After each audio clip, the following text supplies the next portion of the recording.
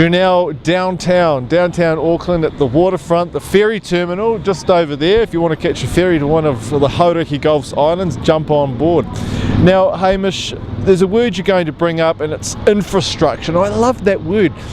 It encompasses a whole different range of things that we need to get on with our daily lives, isn't it? Yeah, that's right. So infrastructure encompasses all lifelines, and what we mean by lifelines are those critical services that people rely on to do their daily jobs and their daily lives. So this may include things like your electricity, gas, fuel, how you fill up your cars and the petrol and the gas that takes, the gas in aircraft. Also includes water services like your drinking water and wastewater. Also transport options, so that's your airports, ports, rail network and roads. So they're all essential for our daily way of life. And a lot of them are linked too, so if one of those links is disrupted, it can cause chaos in some instances, can't it? It can indeed, and we're well aware of the chaos that it causes here in Auckland. Even during a normal wet day in Auckland, we seem to have a backlog of traffic.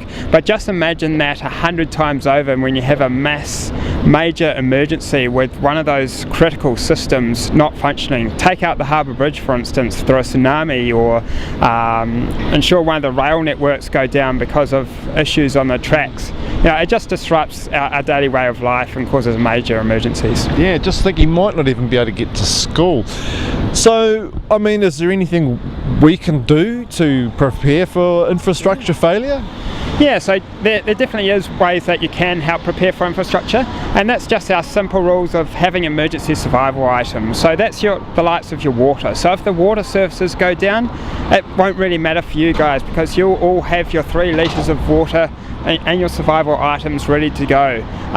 In the event of a wastewater problem, you know, you can dig a hole in your backyard and have creative ways of putting out dunnies and chucking out that sort of thing. So you can actually be quite creative with infrastructure failure, and if you approach it from that perspective, it can be okay. But just ensure that you have your survival items ready so that you can actually enjoy it as much as possible. Well, look, it's been just a fantastic 3 days, Hamish, and you know, we really appreciate the time that you and Stan have put into teaching us all about, you know, the different hazards that are out there that can affect us and the sorts of things we can do to stay safe.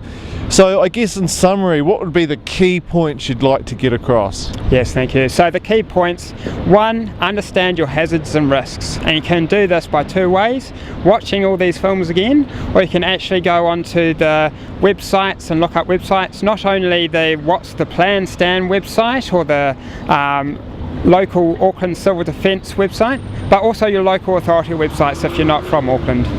The second thing that you can do is have a plan. That's both at your home and also at school or in your workplace. Ensure that you have an emergency plan so everyone knows what they're going to do during an emergency.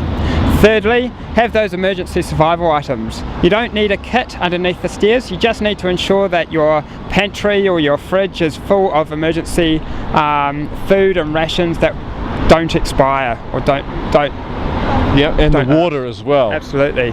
And then lastly, have a go bag. So if you have to evacuate, you can go quickly.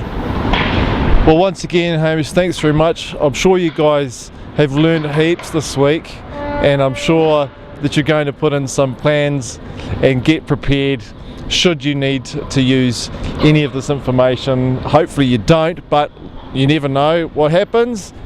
Stay safe, everyone, and we'll see you on another field trip soon. Ka kite anō.